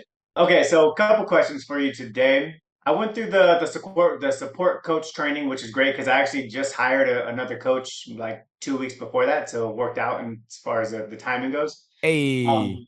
Yeah. So the problem I'm coming into now is because I was talking with Janelle yesterday. I have a assistant coach right now that I've actually had for like 5 years, and she does she's like on the back end type stuff, like uploading all the programs, responding to a couple of messages, and she'll do biweekly check-ins for my clients, and I'll do the other biweekly check-ins, so we could like do 2 and 2 a month. However, she's not the greatest coach when it comes to like training. She's like a strength and conditioning coach, but she doesn't really know like nutrition, macros, things like that. So the new coach that I'm bringing in kind of want to feel like I was initially brought her in just to coach my female clients, and then I was still going to have my assistant coach kind of be my shadow coach and my support coach on my end. But as I went through the training, it just made sense to have the new coach kind of take over the whole support coach role and do everything. So that's kind of what Janelle was kind of saying too, like kind of there's no point of paying 2 people when you could just have one person do it. I agree.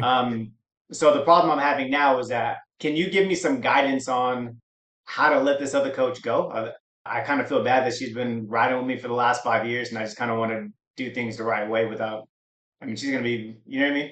Yeah. So the one coach that you're about to let go, what is she currently doing right now? So she's doing all my program updates, and then she does biweekly check-ins with my clients, still as me. Okay. And the other support coach that you just hired, are you trying to hire her for full time? Yeah. Okay. How many hours a week is she going to be working? I'm not, the way that the training was set up is not like so much like hours wise. It was more of the task, like the one that like Mariah had kind of laid out. Yeah. So how much are you going to be paying her is what I'm asking. $1,000. to start out. Yeah. Okay, cool. And how many clients do you have, Drew? Got about 75, 80. Yeah, I think you're going to need 2 anyways, bro. Oh, okay. Yeah. So in the $1 Million Mastermind, we talk about, and again, I guess some of these $1 Million Mastermind conversations need to come to the 10K because we're doing support coaches now. We talk about understanding what your capacity is, Drew. Okay. Mhm. So my definition of capacity is how many clients can a shadow coach realistically handle before they're overwhelmed and burned out is the question that we ask. And if you think about how many clients you can handle, like most of us tap out around 60, 70, 80 clients. Around 60, 70, 80 clients, I'm like, click, click, bang, bang. Check-in days are taking me fucking 3 days. Right. So if you think about a support coach role, like a support coach, in my opinion, is like 50, 60, 70 clients capacity. So if you want to scale, I wouldn't get rid of the other one. I would have both of them do all the roles, and I would have one of them do 50 clients and the other one do 20 clients as an example. And then all the new clients that get brought on, we sign underneath this new coach because now your business is set up to scale. Because if you were to let one of them go, in my opinion, what would end up happening is you would let this one go. And then in literally fucking 2 to 3 weeks, if your business keeps growing at the rate that it's growing, you'd be like, oh shit, this person's overwhelmed. Then you'd have to hire somebody else. But right now you already have somebody. Got you. So right now you're actually set up to scale. So I wouldn't let Okay. anyone go. I would delegate 50 clients to this person, 20 clients to this person. And then I would start to even the client load so that the workload is more even. And then I would just start to add more clients because right now you're set up. You have a really good setup right now. Like you're set up to be able to scale. Okay, that's good to know. I guess the only other issue with that is that my assistant coach, the one that I've had for 5 years, she doesn't really know nutrition. She's not certified. She doesn't really do macros, things like that. She's literally a strength and conditioning coach. She's on the gym floor for a lot of the times of the day, like still training in person. Mm-hmm. Okay. So I'll tell you another way we can make this work is capacity is defined as how many clients can one shadow coach handle, correct? And so based on that information, like your support coach able to handle less people if they're doing all the work.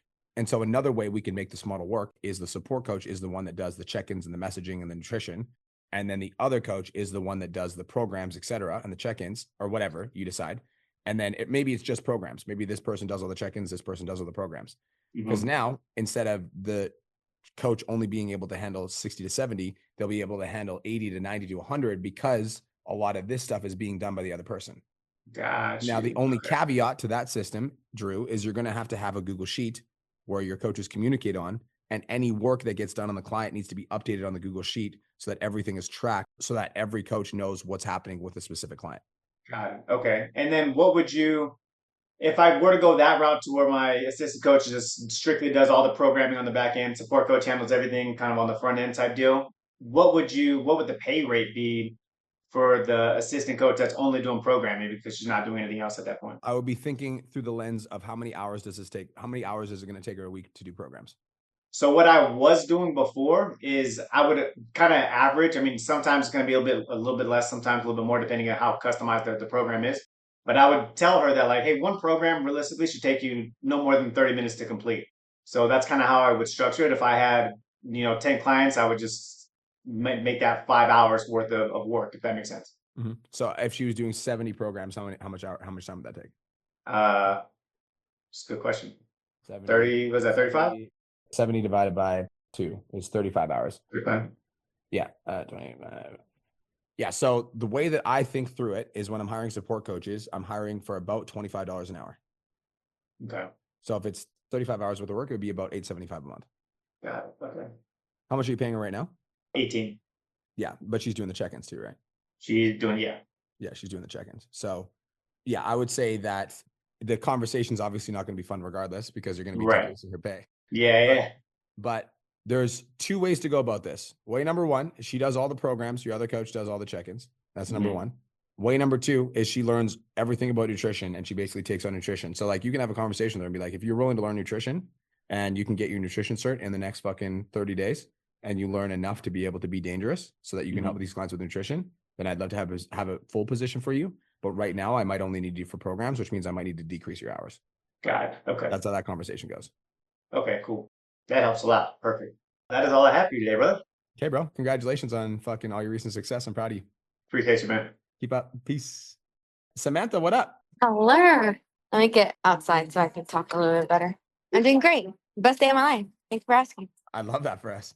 Starting off with some wins. I've been really in momentum lately. So I don't know if you remember, but I started my own team at branched off, started my own team in January, kind of just like a little recap on that. So I've been building out Empower since the beginning of the year. And right now I have almost 20 clients. So that's amazing. I just signed 3 like within these like this past week where I had like a little rough spot just because like January, February, March, I was pretty much building everything back from scratch. And so having to redo trainings and really just focusing on my current clients.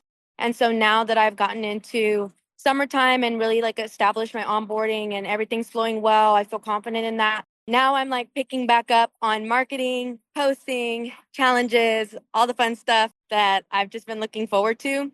Cool. So that being said, tomorrow's my birthday. So I'm running a giveaway, which I kind of been hinting throughout this week. So I did like a hint yesterday. I did another hint today. I have a broadcast channel on my page. So like I posted in there, let them know, hey, something big is coming. Keep an eye out. You're going to want to be a part of this. So my question for that is that it's going to lead into a 14-day challenge. So I walked with Janelle. That's another win too. I built out a marketing calendar for the rest of this year too. So I kind of have my shit together, Brian. Okay. Let's Just want to put that out there. At least I feel like I do. So we'll see how it goes because it's my first time doing it all by myself. So yeah, I'm just running with the punches at this point. I love it.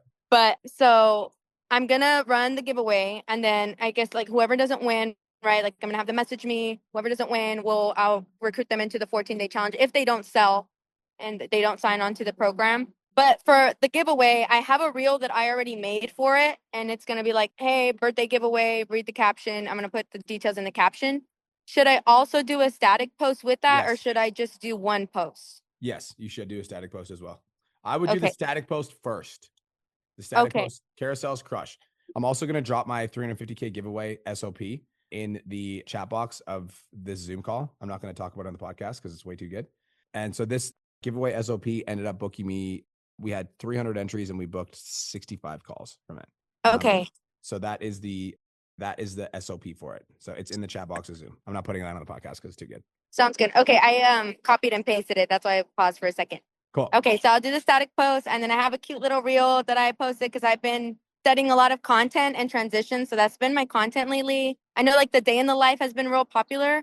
I don't know if you'd take a quick look at it to see if like maybe there's anything I've really switched up my content. So I used to do a lot of talking videos. Now I've been just doing the day in the life, showing people what I've been doing and like what my life is looking like. And it's really gotten me a lot of clients. Like people are reaching out saying, hey, I want to coach with you. Hey, I want to sign on. So I think that's working. Yeah, you don't need my advice then.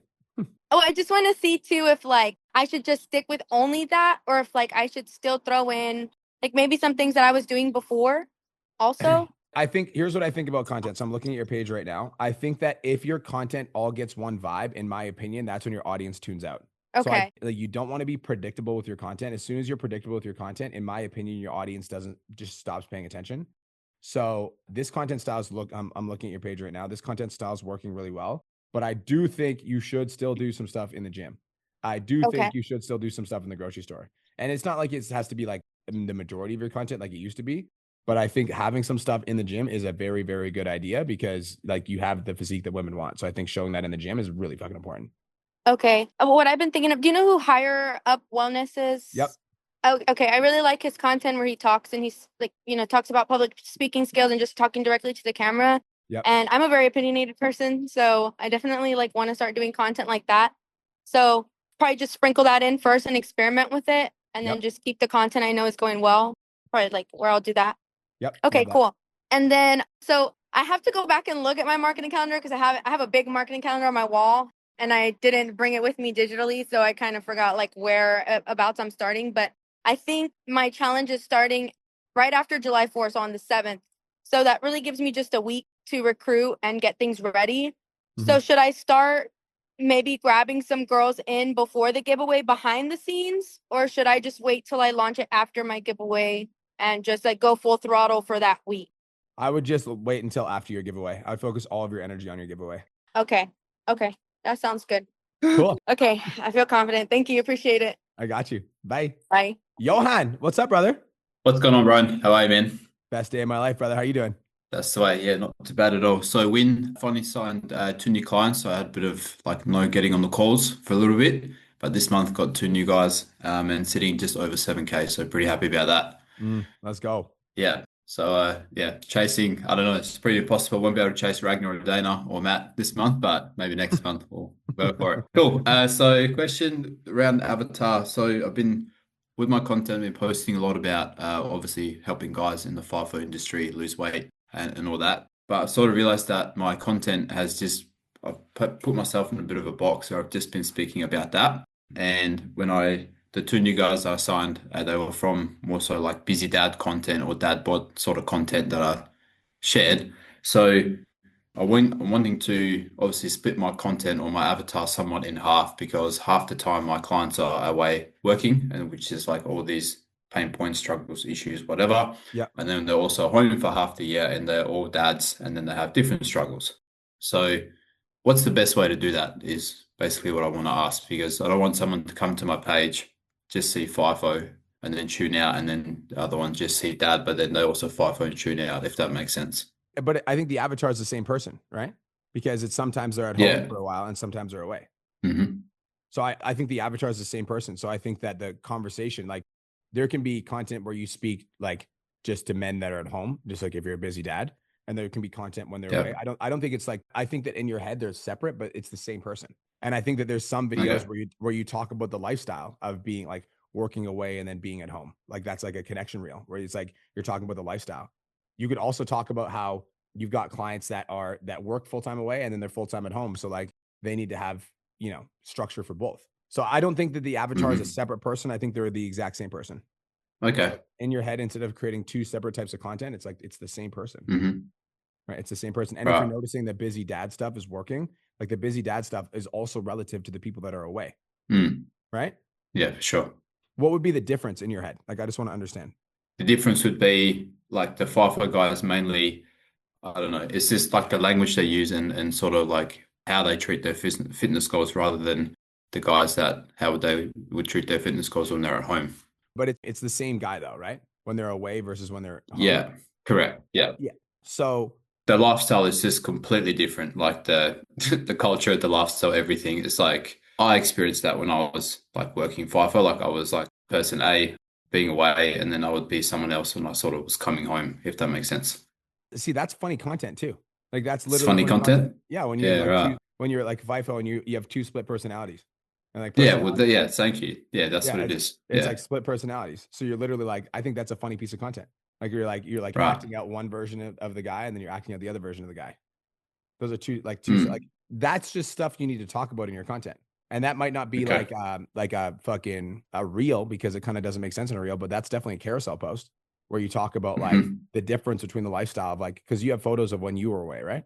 Yeah. Yeah. So like photos of when you were away versus photos of when you were at home. That's a connection piece of content. That goes up once a week. And that's how you combine the avatar, right? Because it's not one or the Perfect. other, it's both. Hmm.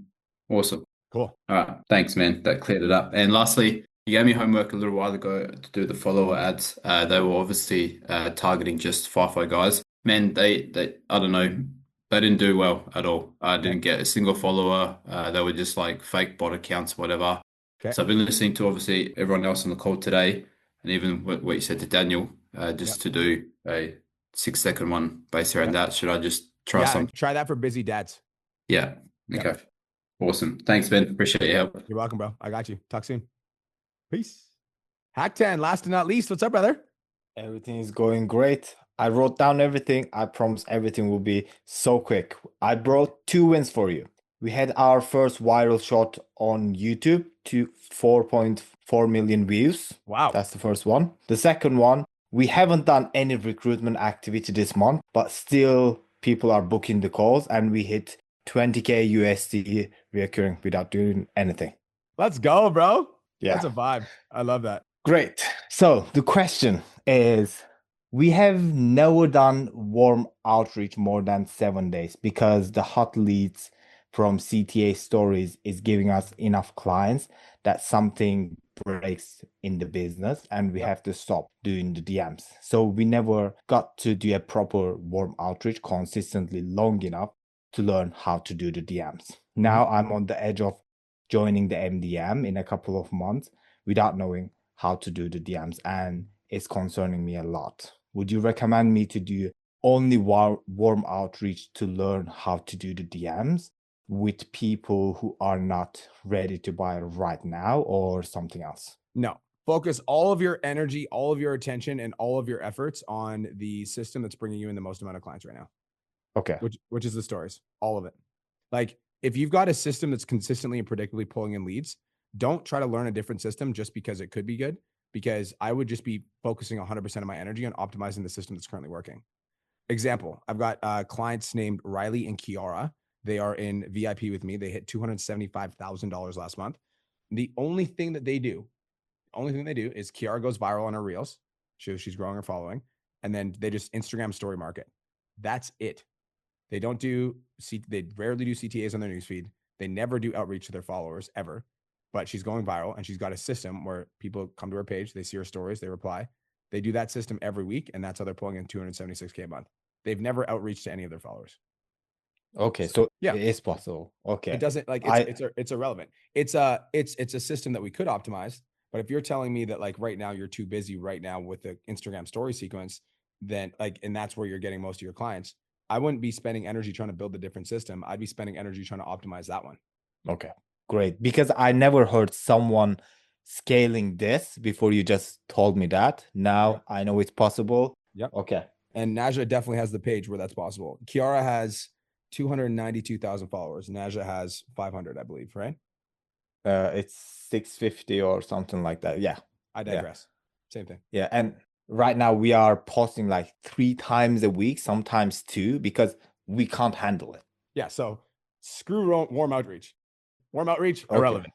Okay. If we want to turn on the taps, all we got to do is increase posting frequency to 4 posts a week. Okay. I'm sure other people are swearing who does like twice a day. Sorry. Okay, great. Oh, one of the main thing that I like about these 10K MM calls is seeing how much other people are working and what miracles that they are creating with low followers is so inspirational. And it makes me feel like I need to go and work and not sleep. So that's a great motivation. I love that. Okay. The second question is, right now I consume the 10K MM content in the portal only when I need it. Yep. So I don't get overwhelmed. But then I ask myself, am I missing out by not watching it? So would you recommend me to watch all of them or just continue watch them when I need it? That's a great question. I'm glad you asked that. I just recently invested in a mentor and I'm watching every single training that I possibly can that is in that portal. The reason I'm doing that, and like I'm just dedicating an hour a day to do that, because there's a reason that I hired the mentor, because he's obviously extremely smart. And so I want to consume as much of his information as possible. And like I'm noticing that like every video that I watch, I'm like, oh, that's good, and that's good, and that's good. And then those are 3 things that I can do right now. So I think it's useful to dedicate, if you guys are in the course, you're in the coaching program, I think it's useful to dedicate, 30 minutes to an hour a day, just watch one video. Some of it might be productive for you. Some of it might not, but there also might be one sentence that somebody says in that video that you're like, yep, that's good. I'm going to change that right now. So I think it's productive and useful to do it. And I'm also like, I'm a big person in efficiency hack 10. So his videos are an hour and a half. I watch all of them on 2x speed because I'm like, I don't got time to waste, So yes, and do it on 2x. Okay. Will do. That was all from me, and I'm enjoying the 10K MM journey. Thank you. Hey, bro. Congratulations on hitting 20K. Proud of you. Cheers. Peace. All right, you guys. I just want to say thank you guys so much for being my clients. I love serving you guys. Love helping you guys out. Thanks for being here. On Friday, Cole and I are going to be hosting a masterclass where we're actually going to be doing a training. I'm going to be talking specifically about conversion content is working very well right now for conversion content and getting clients from your content. Cole is going to be discussing awareness content and what is working right now to go viral. Cole has gotten over 400 million views in the last 90 days. Fucked up when I say that out loud. 400 million views in the last 90 days. So Cole's going to be talking about awareness. I'm going to be talking about how to sign clients from your content. It's going to be Friday at 3 p.m. PST. This masterclass is for clients only. So if you're listening to this on the podcast, too bad. Okay. Get in the program. Love you guys. Have the best day ever. Talk to you guys soon. Peace. Thank you so much for tuning into today's episode. Hopefully you got some value. If you did, and you want to learn more about how me and my team can help you scale your online fitness business to $10,000 a month, DM me 10K on Instagram at TheRealBrianMark for more information, and I'll reach out to you to see if I can help you grow an online coaching business.